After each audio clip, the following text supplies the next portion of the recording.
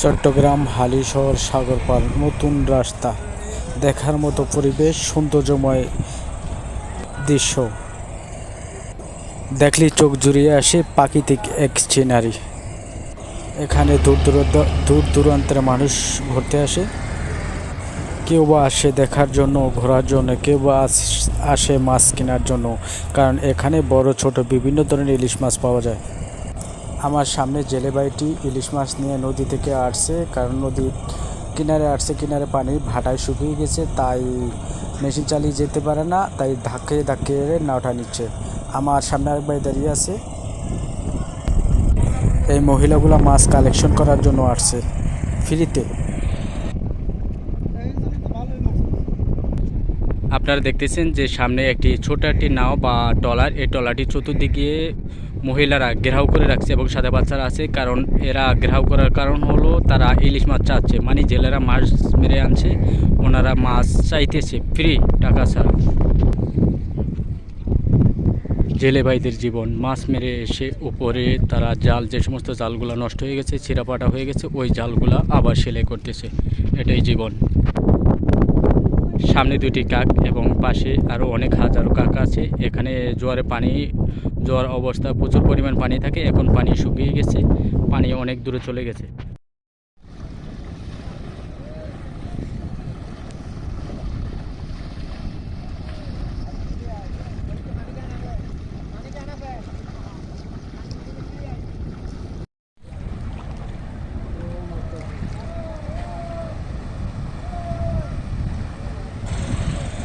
এখানে প্রতি শুক্রবার হাজার হাজার নারী পুরুষ পর্যটক আসে ঘোরার জন্য, কারণ শুক্রবার সাপ্তাহিক বন্ধ, অফিস বন্ধ, এই জন্য দেখার জন্য আসে।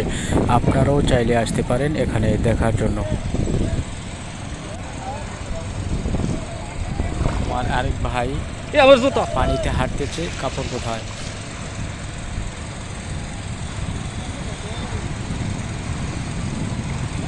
নদীতে ভাটা, পানি কমে যাচ্ছে। না, অন্ধকার না।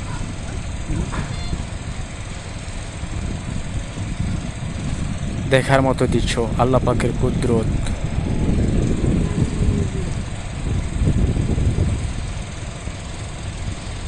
মহান আল্লাহ তাআলা রব্বুল আলামিন বলে, হে বান্দারা, তোমরা আমার সৃষ্টিকে দেখো, ঘুরে ঘুরে দেখো, তাই আপনারাও আসতে পারেন দেখার জন্য। আমার আরেক ভাই ছবি তুলতেছে বা ভিডিও করতেছে।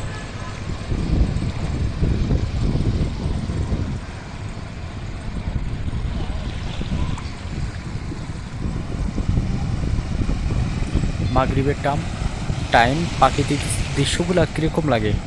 আমার থেকে খুব ভালো লাগে, আপনাদের থেকে কীরকম লাগে সেটা তো আমি জানি না। জেলে ভাইরা ঘাড়ে করে মাছ আনতেছে নৌকার থেকে,